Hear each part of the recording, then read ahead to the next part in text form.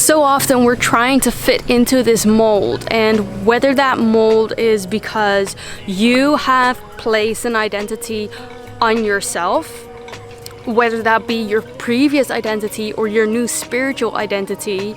And then there's also this part where people project an identity on us, in which we feel uncomfortable to break free out of that, or in which we feel that we need to conform to in order to be liked or in order to please other people.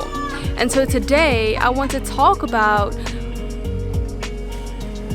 how you can break free out of that mold, how you can break free from those constraints that you put out of yourself in order to be healthy, in order to make all of your energy centers flow freely, in order for you to come closer to your higher self and to live life in alignment, because communication is a big part of that. If that's something that you'd like to learn more about, then stay around.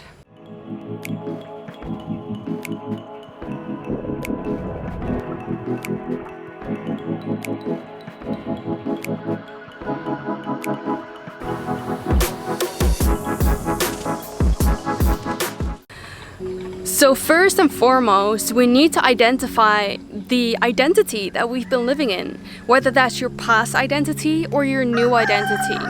And actually, what is the whole point of this video is for you to break out of identity, meaning that you should not identify as any one or particular person, because that will keep you imprisoned in this box, in this label now that you have to live up to in order to stay true to that.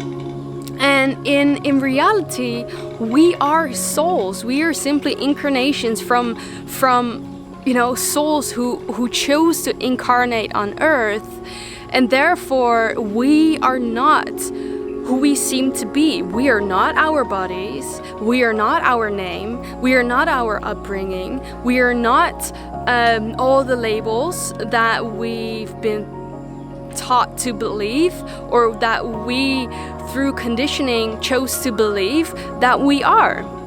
We are free spiritual beings, meaning that in every single situation you can be who you want to be. There is no constraint in who you are supposed to be in this lifetime. Some people go through spiritual awakening, and because they're shifting their identity, their ego is now searching for a new kind of identity that might stick more to the spiritual realm.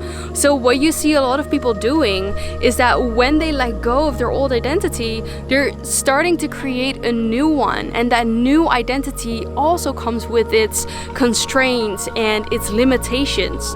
And so the key to the whole point, the whole point that I'm trying to make is that we should not live within an identity.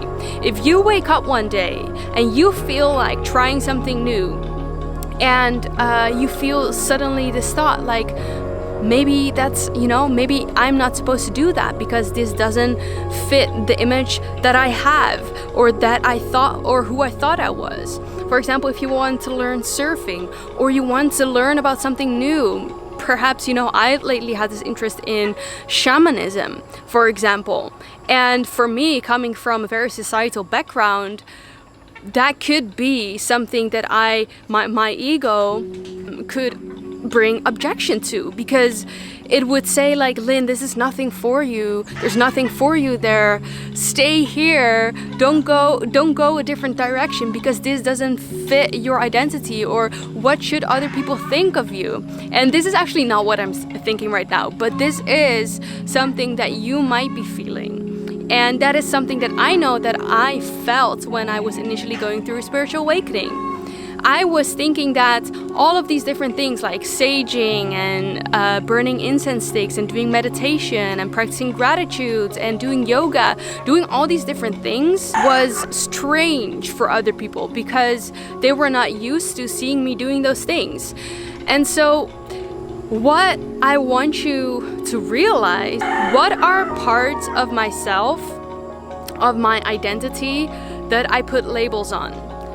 What are parts of myself that don't really feel free because I feel like I need to fit into a certain mold? So that is number one. That is number one. Number two of this whole story is that whenever we are breaking free out of that identity, meaning that we can be whoever we want to be in every single moment, because we are multidimensional beings with multidimensional characteristics, who can be, do or have anything in any kind of moment. So if you feel like waking up in the morning and having tea instead of coffee, that is absolutely fine, even though you thought you were a coffee person. Or if you choose to not eat meat and you always used to eat meat, then that is absolutely fine. Or the other way around. You know, these are simple examples of what this looks like, basically. So freedom of identity. And then we jump into freedom of expression. So whenever we identify as a certain person, we feel like we need to express in that same exact way as we did before, as that particular person. Often people project that identity onto us, and therefore we feel uncomfortable talking about different things or speaking our truth when we have gone through spiritual awakening. And what I want you to think about, and this is something that I'm practicing as well, because now I've made that entire shift of breaking free from my old version, breaking free from my old life, and now basically I have a whole new book, unwritten book, that I can write in what I want my life to be like, how I want to feel every single moment, every single day, and how do I communicate that with the world. Because in my journey, and you might relate to this, in my journey of going through a spiritual awakening, I've always felt like I couldn't express myself. I always felt like I couldn't really share with others what puts my heart on fire, what I feel passionate about. I couldn't talk about the things that, you know, are going so in depth because I was afraid that I was offending anyone, or that I was bringing up such controversial thoughts and ideas that people felt uncomfortable. And I didn't want people to feel uncomfortable because I'm always so sensitive to other people's emotions. I would always feel uncomfortable because they were feeling uncomfortable. You see how this goes? And you might recognize yourself in this if you identify as an empath, even though I don't like labels. Sometimes labels make it easy just for the sake of understanding. If you are an empath, then you probably feel this. You stay small, you keep yourself small, you don't speak your truth because you don't want to make other people feel uncomfortable when you do speak your truth.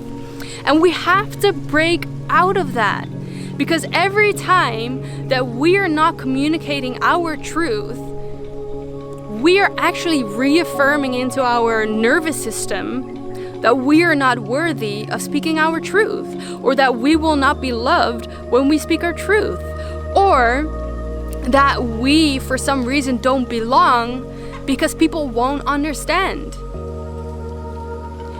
Perhaps you have, and most probably you have, so much to bring to the table that can help other people to grow spiritually, to second guess anything, to question their reality and their thinking and their believing patterns, so that they can grow. And you see, if people do not resonate with what you have to bring to the table, then let it be.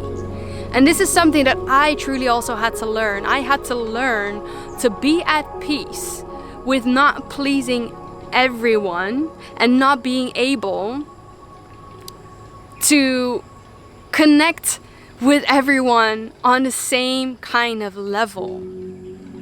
And that is probably, if you are experiencing that, is because you are a caring person. You care. You care about other people. You care about other people's emotions.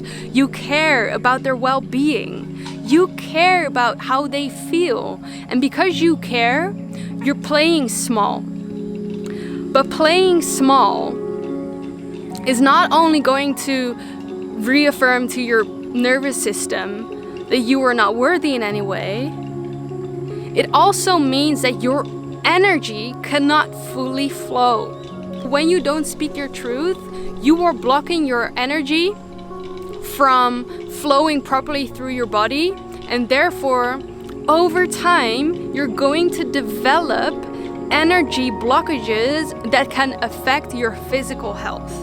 And you don't want that for your life. So it is so important. It is so important. Not only for your health and for your well-being and for your happiness, for your spiritual growth, to speak your truth. It will also make your life so much better. Because think about this question. And I really would want you to think about this question. How would my life improve? How much more fun will my life be when I can speak freely? When I can speak authentically? If I can speak what's in my heart? How much more fun will my life be? How much more quality relationships will I have and will I enjoy? And I want you to think about that for a minute, because I was thinking about the same question last week. And I'm like, yo, my life would be so much more fun. It would be so much more easy. And I love that word, easy. And that is why you should start speak your truth. Let me know in the comments if anything of this resonated with you, if any of these experiences you have experienced yourself. And if you have liked this video, please like this video, as this video needs to be spread out to anyone who needs to hear right now. And for those of you who haven't already subscribed to my channel, remember to do so, as you will be the first to watch all of my videos every Mondays, Wednesdays and Fridays, so that you can create your best life. Remember, we have such an exciting future to look forward to, even if it doesn't seem like it right now. Thank you so much for being here, and I'm looking forward to see you in the next video. Bye for now.